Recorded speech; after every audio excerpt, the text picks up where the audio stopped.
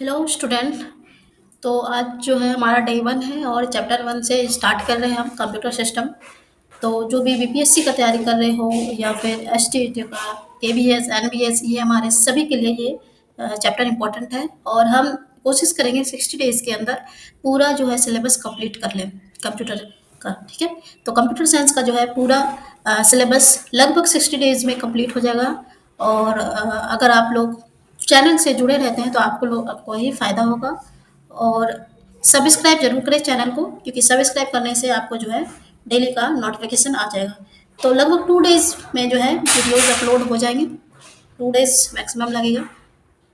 तो आज का जो है टॉपिक है हमारा कंप्यूटर सिस्टम, जो सभी एग्ज़ाम के लिए जो है इम्पोर्टेंट है। आरटी का जो चैप्टर नंबर वन जो है, इसको मैं यहाँ पे इंग्लिश में कन्वर्ट कर चुकी हूँ। और क्योंकि बहुत सारे ऐसे स्टूडेंट होंगे जिनको इंग्लिश में प्रॉब्लम होगा, तो जो है दोनों स्टूडेंट के लिए जो है बेहतर रहेगा। मैं यहाँ पे इंग्लिश प्लस इंग्लिश दोनों में यूज़ कर रही हूँ कि किसी भी स्टूडेंट को जो है प्रॉब्लम ना हो। तो यहाँ पे जानते हैं कि आखिर कंप्यूटर सिस्टम क्या होता है। एक क्या होता है कंप्यूटर? एक इलेक्ट्रॉनिक डिवाइस होता है जो डेटा इनपुट को एक्सेप्ट करता है और उसको प्रोसेस करता है और रिजल्ट आउटपुट जनरेट करता है। कंप्यूटर के साथ जब एक्स्ट्रा हार्डवेयर और सॉफ्टवेयर ऐड हो जाते हैं तब उसे हम कंप्यूटर सिस्टम कहा जाता है।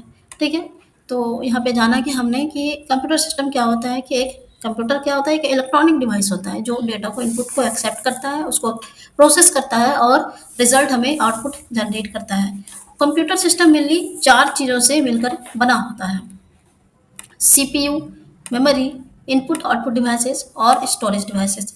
ये सारे कंपोनेंट्स साथ मिलकर एक सिंगल यूनिट की तरह काम करते हैं, जिससे हम डिजायर्ड आउटपुट मिलता है। तो यहाँ पे हमने जाना कि कंप्यूटर सिस्टम क्या होता है और बेसिकली कंप्यूटर सिस्टम किस तरह से वर्क करता है। तो यहाँ पे देखिए, यह एक क्या है, हाई एंड सर्वर भी हो सकता है या फिर एक personal desktop, laptop, tablet computer या स्मार्टफोन भी हो सकता है। तो फिगर 1.1 में एक कंप्यूटर सिस्टम को ब्लॉक डायग्राम में दिखाया गया है। डायग्राम एरो यहाँ पे देखिए, यहाँ पे जो है 1 मिनट। डायग्राम में जो है इसको हम बेसिकली समझते हैं कि डायग्राम में क्या हो रहा है। तो यहाँ पे थे अभी हम, ओके। तो यहाँ पे देख सकते हैं source the block diagram of a computer system. तो यहाँ तक हमने कवर किया अभी। अब यहाँ पे देखिए ये क्या है, सेकेंडरी स्टोरेज डिवाइस है।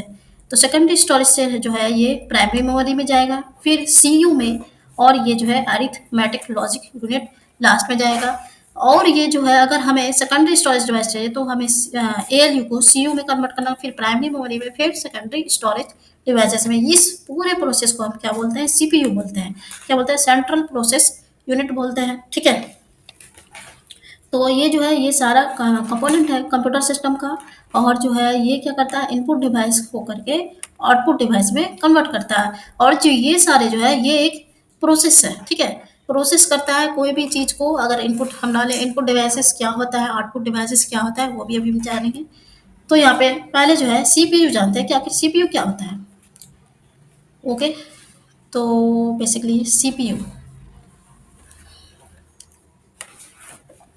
तो यहाँ पे देखिए सीपीयू क्या होता है। यहाँ पे जानते हैं CPU, what is CPU. Okay, तो यहाँ पे देखिए सीपीयू क्या है। सीपीयू कंप्यूटर का वो इलेक्ट्रॉनिक सर्किट होता है जो एक्चुअल प्रोसेसिंग करता है, इसलिए इसे कंप्यूटर का ब्रेन भी कहा जाता है। इसको प्रोसेसर का नाम से भी जाना जाता है। फिजिकली सीपीयू एक या एक से ज़्यादा माइक्रोचिप्स पर होता है, जिसे इंटीग्रेटेड सर्किट कहा जाता है। ये आईसीएस सेमी कंडक्टर मटेरियल से बने होते हैं।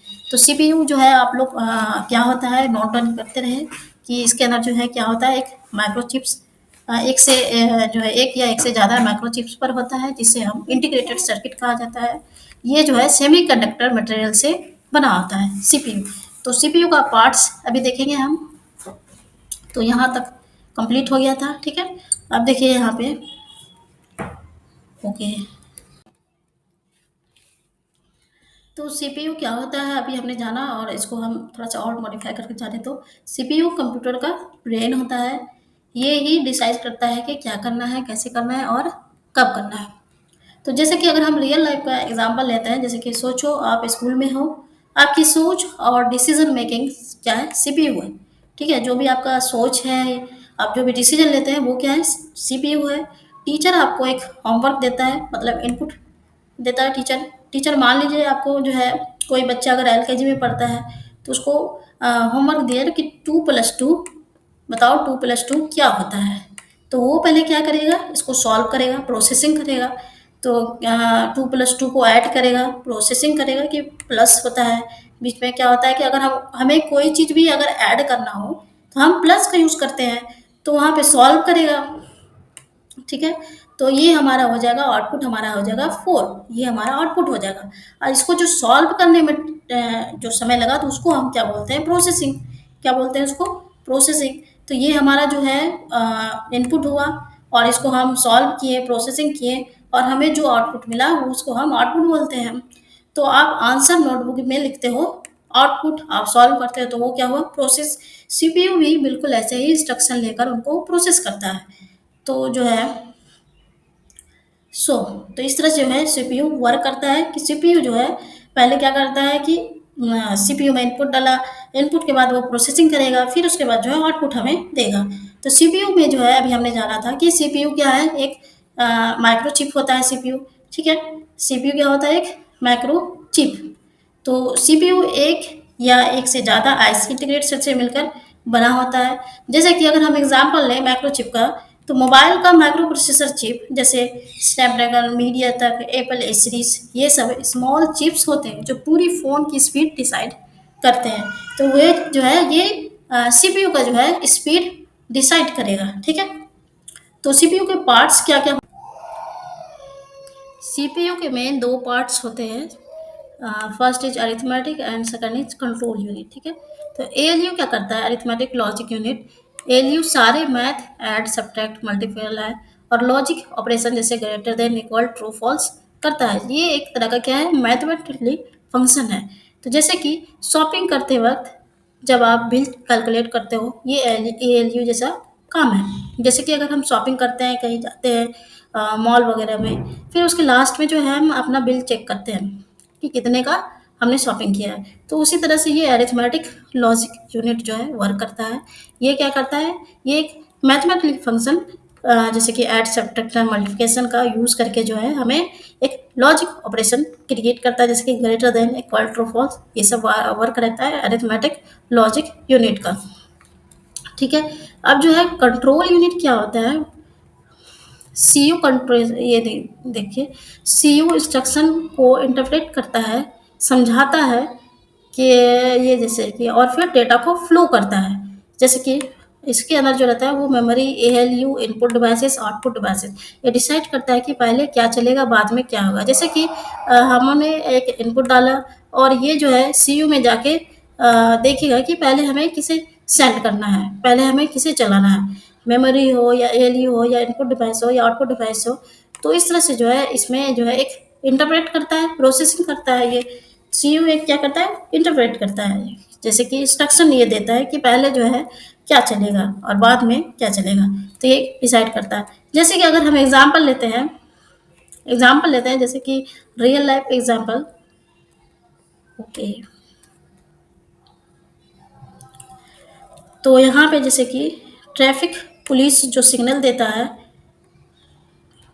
इधर जाओ, रुको, अब टर्न लो, तो सेम रोल क्या है, सीपीयू का है, ये सीयू का है।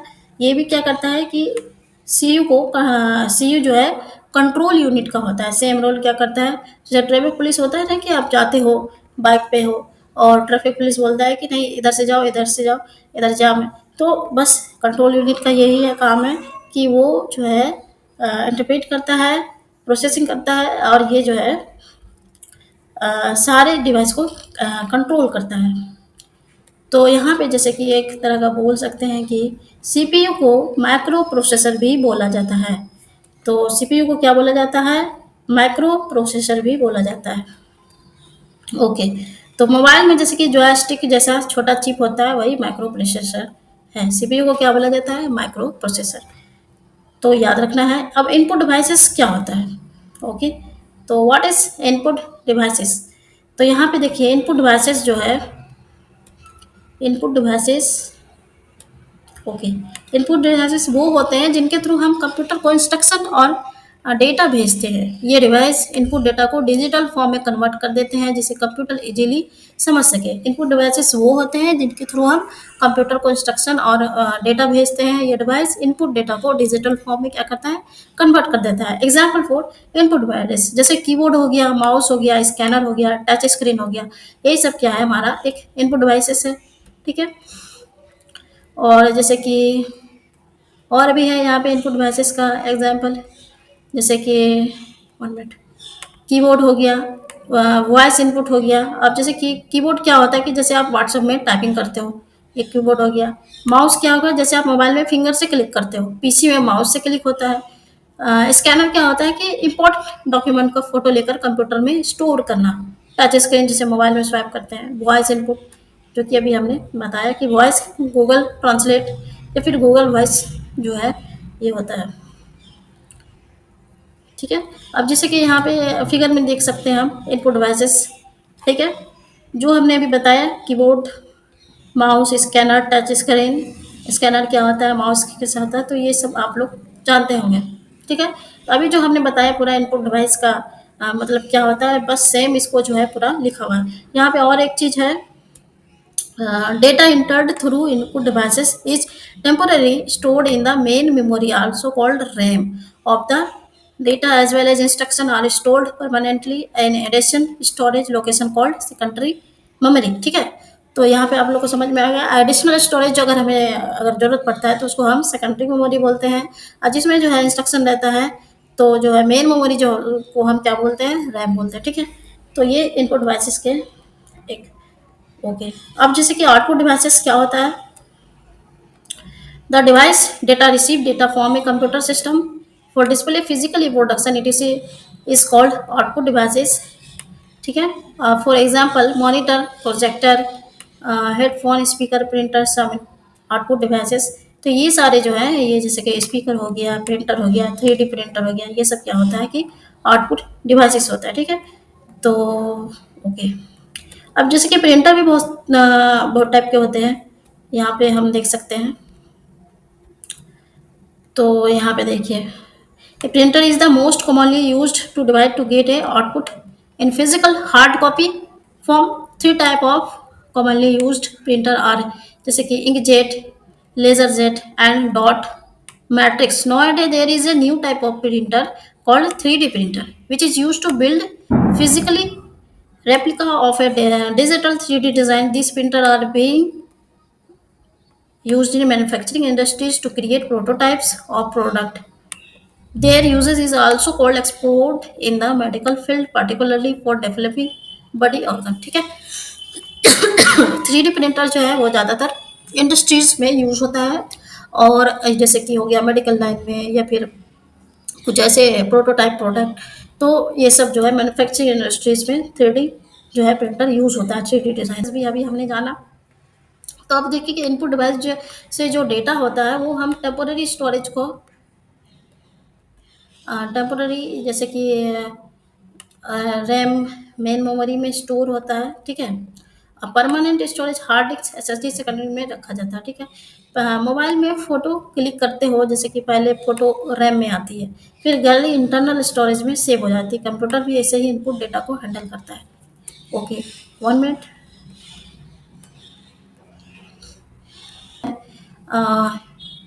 अब जैसे कि कंप्यूटर का जो है एवोल्यूशन कहाँ से स्टार्ट हुआ, from the simple calculator.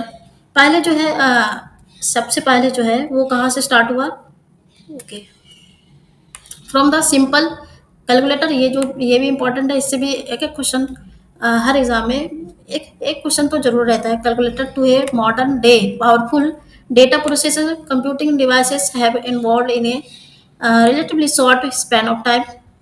Computing devices is shown in timeline. तो यहाँ पे देख सकते हैं कि यहाँ पे इसका फिगर है पूरा कि कहाँ से स्टार्ट हुआ है पहले।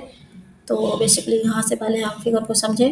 पहले जो है बाकस 1500 BC, फिर जो है 1642 में, 1834 में। तो ये जो है इसको हम थोड़ा सा डीपली समझेंगे। ओके, तो सिंपल कैलकुलेटर से लेकर आज के पावरफुल डेटा प्रोसेस तक कंप्यूटिंग डिवाइस ने बहुत ही छोटे टाइम में काफ़ी डेवलपमेंट किया है। तो कंप्यूटिंग डिवाइस का एवोल्यूशन टाइमलाइन के थ्रू दिखाया जाता है, जैसे कि हमने अभी फिगर दिखाया कि कैसे जो है कंप्यूटर डेवलप हुआ। तो पहला जो आया वो है एबेकस 1500 बीसी में। कंप्यूटिंग की शुरुआत एबेकस की इन्वेंशन से होती है। लगभग 3000 साल पहले ये एक मैकेनिकल डिवाइस था जो सिर्फ अरिथमेटिक कैलकुलेशन कर सकता था। अब 1642 में ब्लेस पास्कल ने एक मैकेनिकल कैलकुलेटर बनाया जिसे पास्कल कैलकुलेटर या पास्कलिन कहा जाता है। ये डायरेक्टली एडिशन और सब्ट्रैक्शन करता था और मल्टीप्लिकेशन और डिवीजन रिपीटेड एडिशन सब्ट्रैक्शन से होती थी। तो यहाँ पे हमने देखा कि पास्कलिन 1500 बीसी में एबेकस ने किया था, फिर उसके बाद 1642 में पास्कलिन का हुआ, फिर 1834 में जो है वो एनालिटिक इंजन, ये क्या चीज़ है ये देखते हैं। ओके,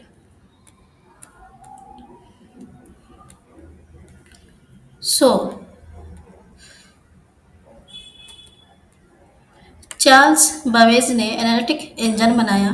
तो ये भी कभी कभी एग्जाम में पूछा जाता है कि एनालिटिक इंजन किसने इन्वेंट किया। तो चार्ल्स बाबेज ने एनालिटिक इंजन बनाया, 1834 में ये डेवलप हुआ था।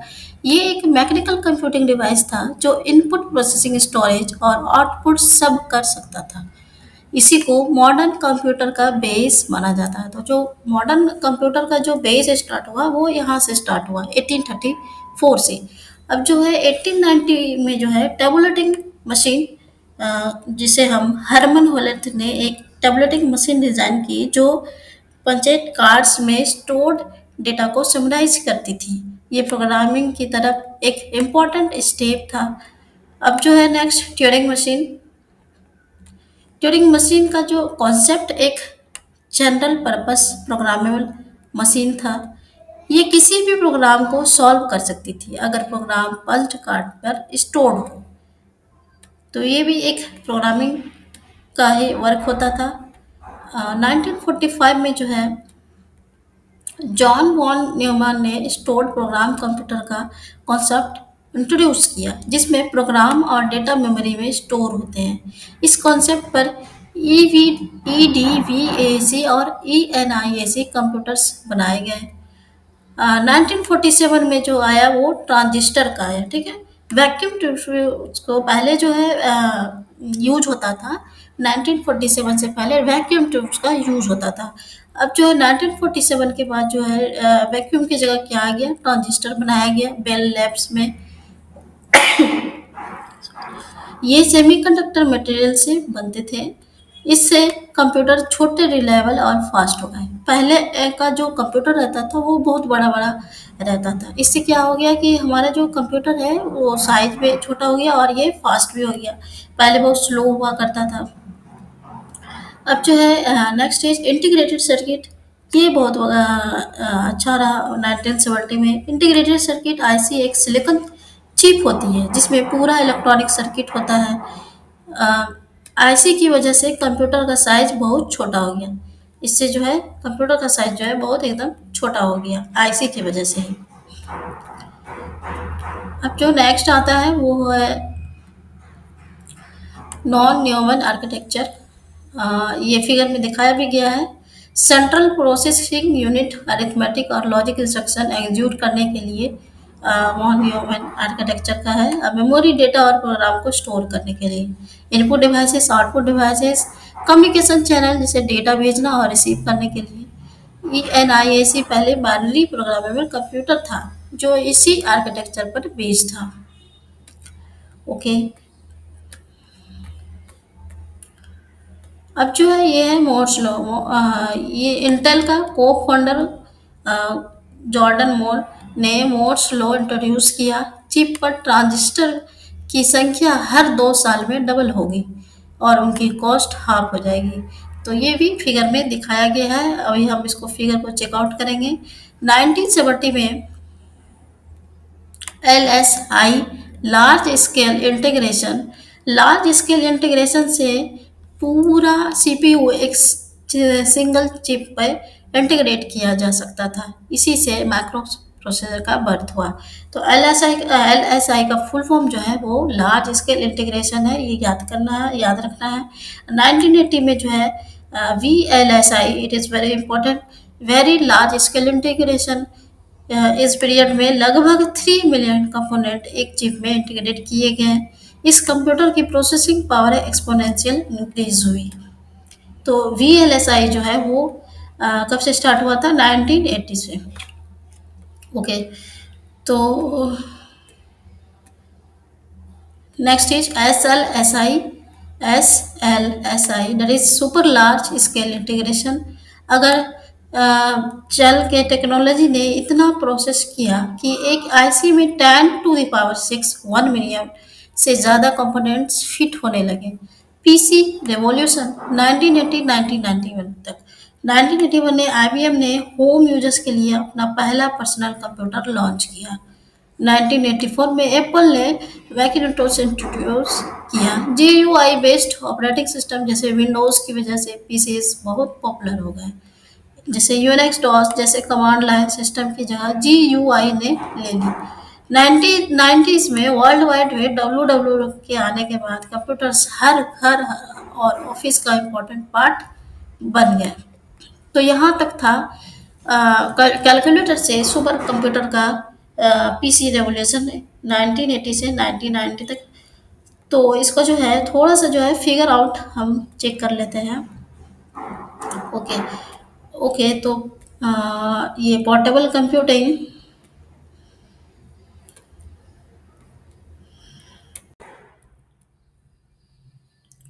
ओके। तो यहाँ पे देख सकते हैं ये जो है von Neumann architecture for the computer. ये जो है आर्किटेक्चर किसने किया था? वॉन न्यूमैन ने आर्किटेक्चर कंप्यूटर इसका किया था। ठीक है। अब जो है जैसे कि ये तो हमने अभी जाना कि 1965 में इंटेल को फाउंडर गॉर्डन मोर। तो अभी हमने ये सब देखा कि फाउंडर कौन थे इसके। अब ये देखिए इंटेल प्रोसेस जो अभी हम बता रहे थे कि 10 to the power 6। तो ये जो है हर साल जो है बढ़ता रहता था और इसका जो साइज भी डबल हो जाता था, डबल एवरी 2 इयर्स। हर 2 साल में जो है इसका माइक्रो इंटेल माइक्रो प्रोसेसर का जो साइज है वो बढ़ता रहता था। तो ये जो है लगभग 1940 से लेके 220 तक का जो है ये डेटा है। और इसको जो बोलते हैं नंबर ऑफ ट्रांजिस्टर पर इंटीग्रेटेड सर्किट, 1 से लेकर 10 to the power 6। तो ये जो है 1981 में एप्पल इंट्रोड्यूस ने किया था। ओके।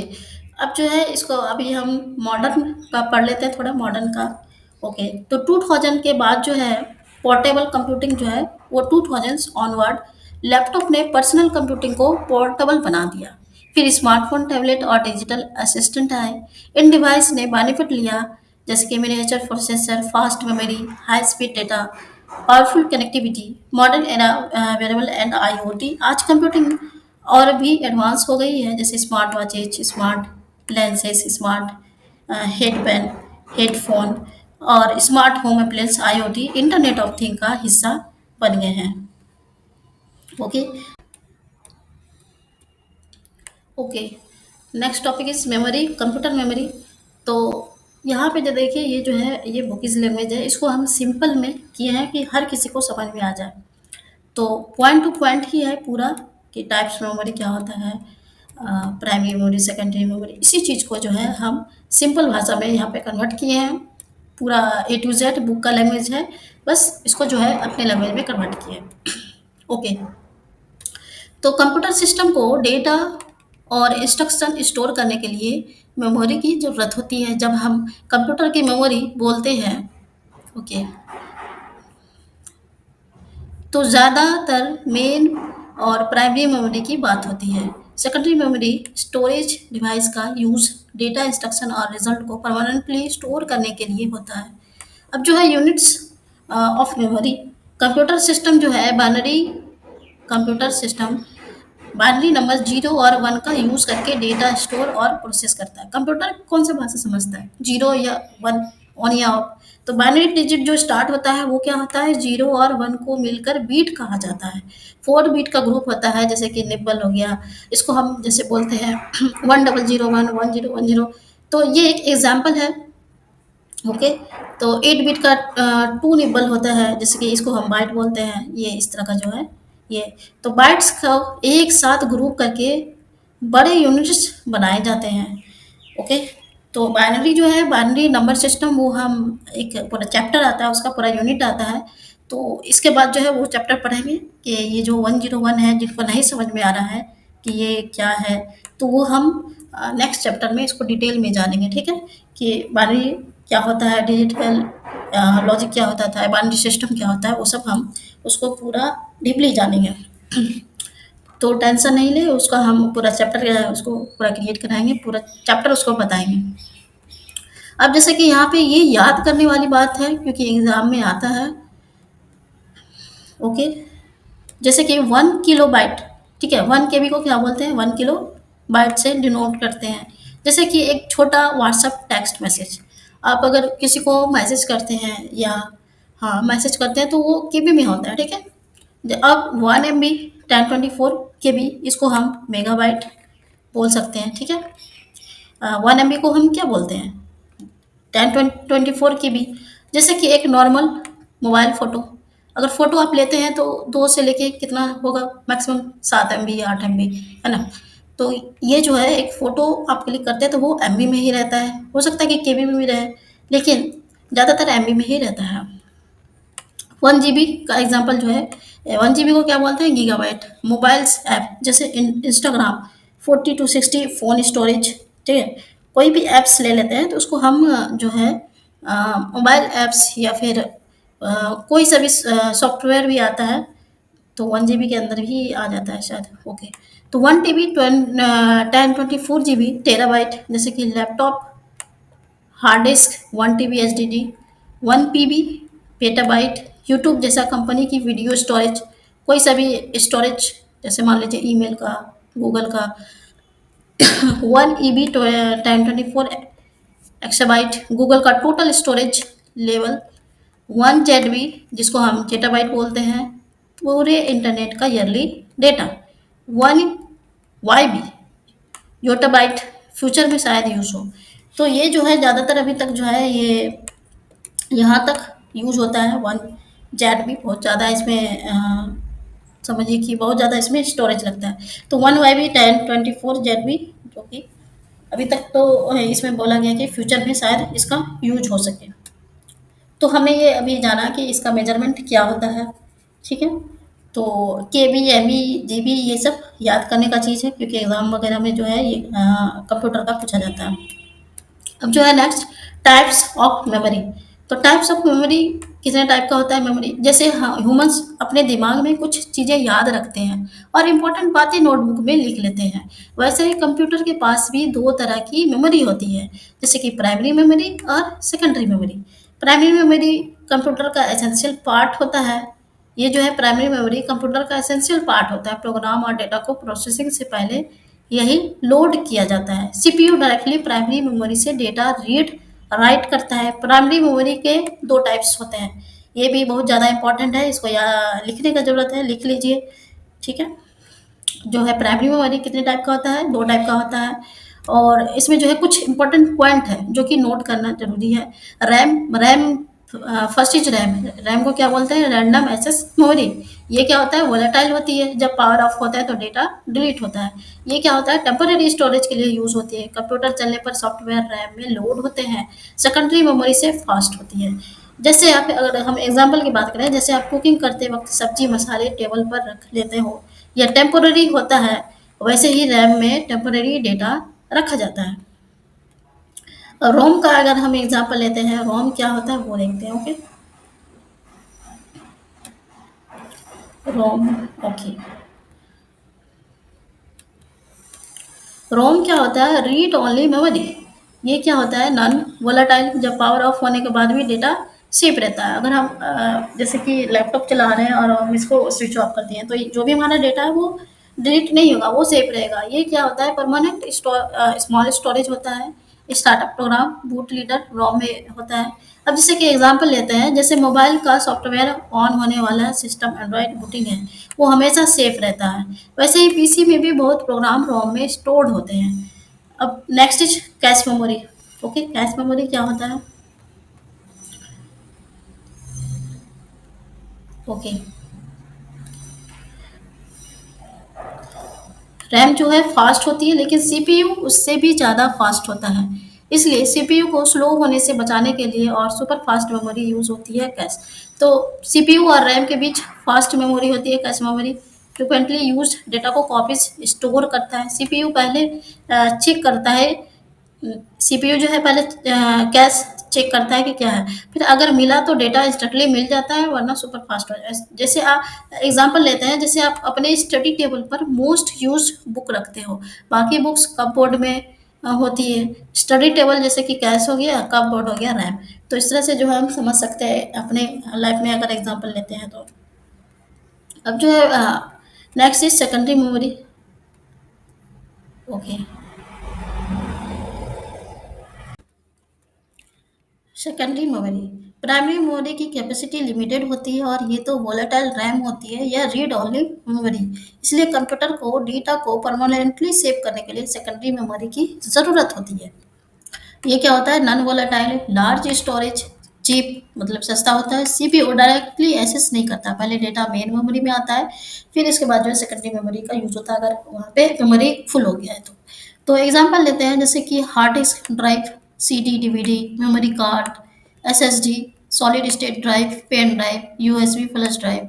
तो ये सब जो है एक सेकेंडरी मेमोरी का एग्जांपल है। अगर हम अपने रियल लाइफ में एग्जांपल लेते हैं, तो जैसे कि जैसे आप इम्पोर्टेंट डॉक्यूमेंट को अलमीरा में हमेशा के लिए स्टोर करते हो, ये सेकेंडरी मेमोरी जैसा होता है।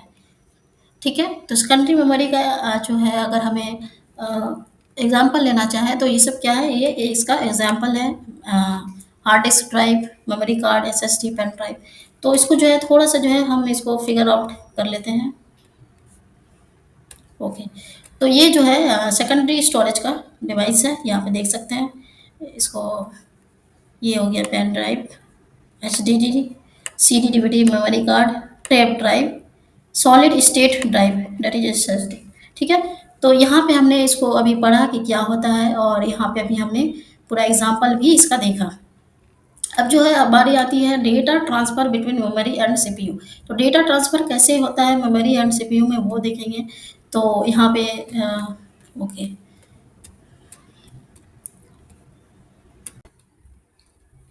ओके, तो data transfer between memory and CPU. तो सीपीयू और प्राइमरी मेमोरी के बीच और जो है ओके, सीपीयू और प्राइमरी मेमोरी के बीच और प्राइमरी और सेकेंडरी मेमोरी के बीच डेटा ट्रांसफर होते रहते हैं। कंप्यूटर का डिफरेंट पार्ट का बीच डेटा ट्रांसफर फिजिकल वायर से होता है, जिसे बस कहते हैं। एग्जांपल, यूएसबी पोर्ट से हार्ड डिस्क तक डेटा जाता है, इसके किसके थ्रू जाता है, बस के थ्रू। हार्ड डिस्क से मेन मेमोरी तक डेटा जाता है, तो बस के थ्रू। बस जो है थ्री टाइप का होता है। ठीक है, first is data bus, data transfer के लिए। ओके, तो डेटा बस क्या चीज़ होता है, डेटा बस डेटा ट्रांसफर के लिए होता है। ये बस कंप्यूटर के कंपोनेंट के बीच एक्चुअल डेटा को ट्रांसफर करता है, जैसे कि एक delivery boy grocery packets data एक जगह से दूसरी जगह ले जाता है। ओके, तो ये जो है एक एग्जांपल हो गया डेटा बस का। ओके, एड्रेस बस क्या होता है?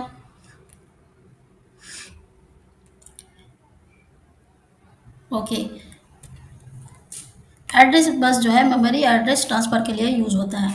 ठीक है, सीपीयू जिस मेमोरी लोकेशन को रीड राइट करना चाहता है, तो उसका एड्रेस एड्रेस बस पर सेंड करता है। ठीक है, सीपीयू जिस मेमोरी लोकेशन को रीड राइट करना चाहता है, उसका एड्रेस एड्रेस बस पर जो है सेंड करता है। जैसे डिलीवरी एड्रेस लिखना, कहाँ पर पार्सल भेज रहा है। कंट्रोल बस क्या होता है, control bus control signal transfer के लिए यूज होता है। यह बस कंप्यूटर का डिफरेंट कंपोनेंट को सिग्नल भेजती है, जैसे read signal, write signal, timing signal. इन तीनों बसेस को मिलाकर सिस्टम बस बोला जाता है। ठीक है, तीनों को अगर हम मर्ज करें तो इसको हम जो है बोलते हैं सिस्टम बस बोलते हैं। ओके,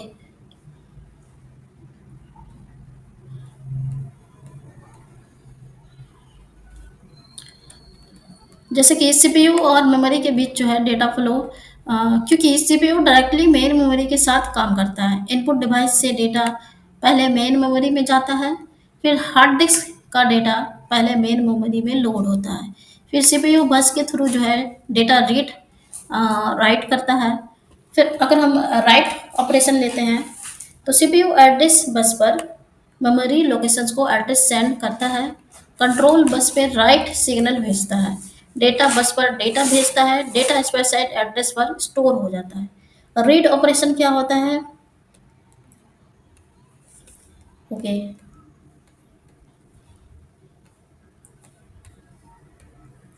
रीड ऑपरेशन, तो सीपीयू एड्रेस बस पर एड्रेस भेजता है, कंट्रोल बस पर रीड सिग्नल सेंड करता है, मेमोरी कंट्रोलर डेटा को डेटा बस पर भेज देता है, सीपीयू डेटा रिसीव कर लेता है।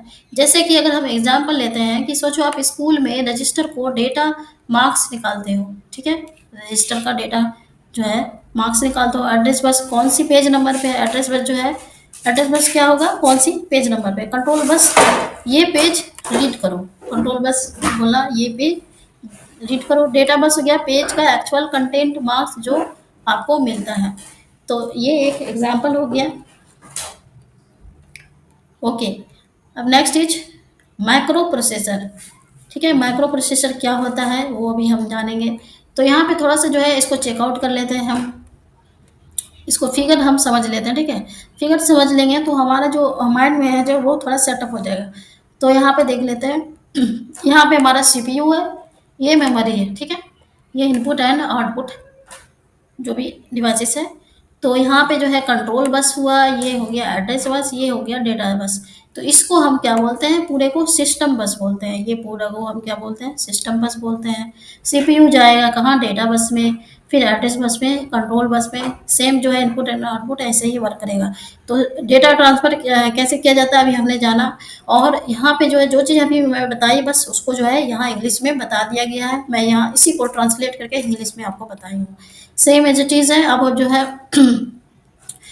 ये जो है मैं आपको इसलिए बताई हूँ कि आपको समझ में इजीली आ जाए, एग्जाम्पल के साथ बताई हूँ कि कोई दिक्कत ना हो, ठीक है। तो यहाँ पे जो है थोड़ा सा फिगर आप लोग दिमाग में इसको दिमाग में थोड़ा सा इसको रख लीजिएगा, ये फिगर को, तो कहीं भी एग्जाम में आपको दिक्कत नहीं होगा, ठीक है। ओके, तो अब जो है next is micro processor. Micro processor क्या होता है वो देखेंगे। ओके, तो माइक्रो प्रोसेसर जो है पहले का कंप्यूटर में सीपीयू बहुत बड़ा होता था, पूरा पूरी रूम या कैबिनेट भर जाती थी। कंप्यूटर जो है पहले का जो कंप्यूटर रहता था वो बहुत बड़ा होता था, बड़ा बड़ा एक एक रूम का रहता था, या फिर कैबिनेट के साइज का रहता था। आज टेक्नोलॉजी की वजह से सीपीयू एक छोटा माइक्रोचिप में फिट होता है, इसी को माइक्रो प्रोसेसर कहते हैं। ऑलमोस्ट सारे मॉडर्न सीपीयूज माइक्रो प्रोसेसर, इसलिए दोनों वर्ड्स आजकल सेम मीनिंग में यूज होते हैं। माइक्रो प्रोसेसर एक छोटा इलेक्ट्रॉनिक कंपोनेंट होता है जो डेटा प्रोसेसिंग करता है, अरिथमेटिक ऑपरेशन करता है, लॉजिक ऑपरेशन करता है। आज के माइक्रो प्रोसेसर सो आज के जो माइक्रो प्रोसेसर है एक ऐसी चिप। ओके, तो इसको थोड़ा सा इधर शिफ्ट कर लेते हैं। आज का जो माइक्रो प्रोसेसर है एक ऐसी चिप पर बने होते हैं जिसमें मिलियंस ट्रांजिस्टर और इलेक्ट्रॉनिक पार्ट होते हैं। तो ये जो है एक छोटा सा साइज हमारा कंप्यूटर बन गया, तो वो किसकी वजह से हुआ, आईसी के वजह से हुआ। आईसी क्या है वो मैं बताई थी, इंटीग्रेटेड सर्किट होता है। तो इसी की वजह से जो है कंप्यूटर का जो पार्ट है एकदम छोटा हो गया, ठीक है। अब जो माइक्रो प्रोसेसर का डेवलपमेंट, ओके, तो टाइम के साथ जो है माइक्रो प्रोसेसर ज़्यादा पावरफुल होते हैं, साइज में छोटे होते हैं, होते गए, कॉस्ट जो है सस्ती हो गई। अब मिलियंस इंस्ट्रक्शन मिली सेकेंड में प्रोसेस करते हैं। जैसे कि माइक्रो प्रोसेसर का जनरेशन की दी हुई है, जैसे कि यहाँ पे देख सकते हैं, मैं अभी बताई थी आपको इसका।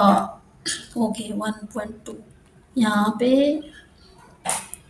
यहाँ पे जो है इसका जनरेशन दिया गया है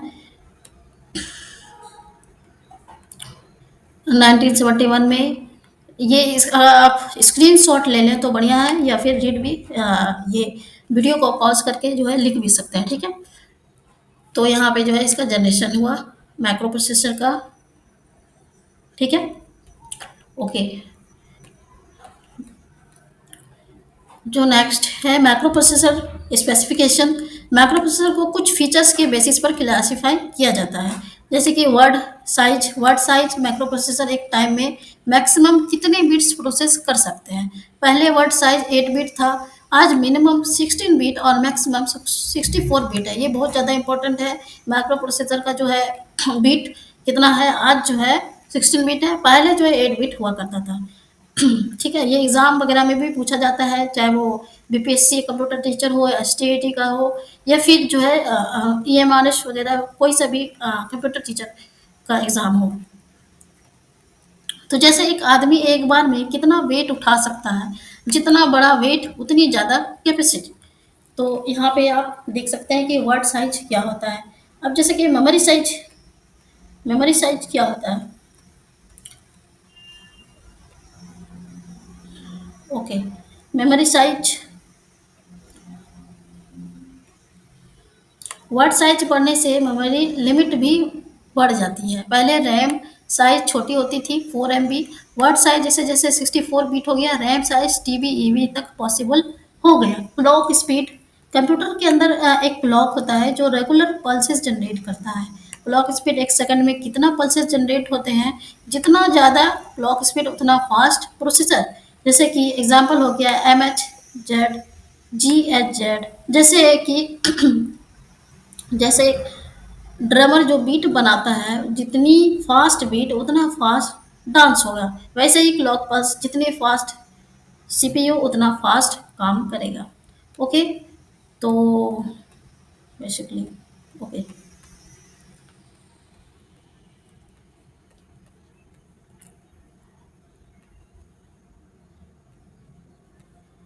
क्लॉक पल्स, तो इसका फुल फॉर्म जो है आप लोग लिख लीजिए यहाँ पे। इसका फुल फॉर्म, हाँ, GHZ। GH का क्या होगा, गीगाहर्ट्ज, और यहाँ पे देख सकते हैं KHZ का किलोहर्ट्ज। तो ये जो है MHZ का मेगाहर्ट्ज, ये जो है लिख लीजिए, ये इम्पोर्टेंट है। ओके, तो कोर्स क्या होता है, ये जो है किसके अंदर आता है, ये मैं आपको बता दूं किसके अंदर आता है कोर्स। ये भी माइक्रो प्रोसेसर स्पेसिफिकेशन के अंदर आता है। हमने पढ़ा अभी word size, memory size, clock speed. अब कोर्स क्या होता है वो देखते हैं, ठीक है।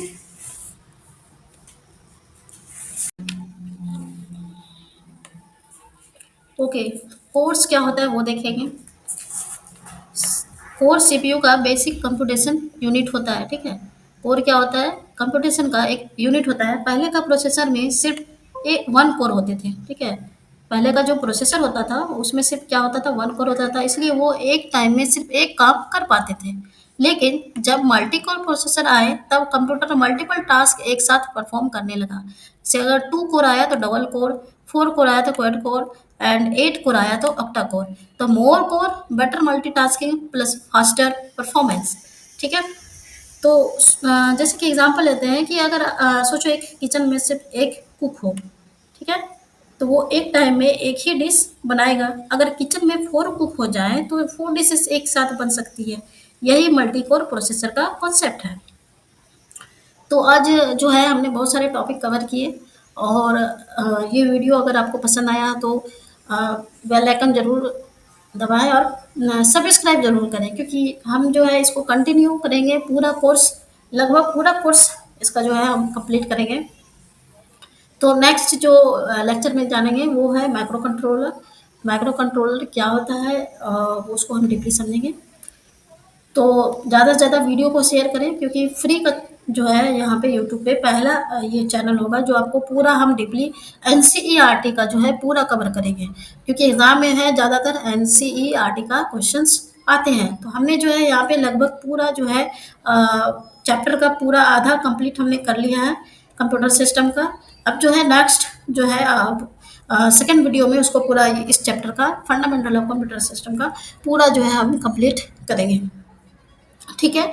तो चैनल को ज़रूर सब्सक्राइब करें। Thank you so much.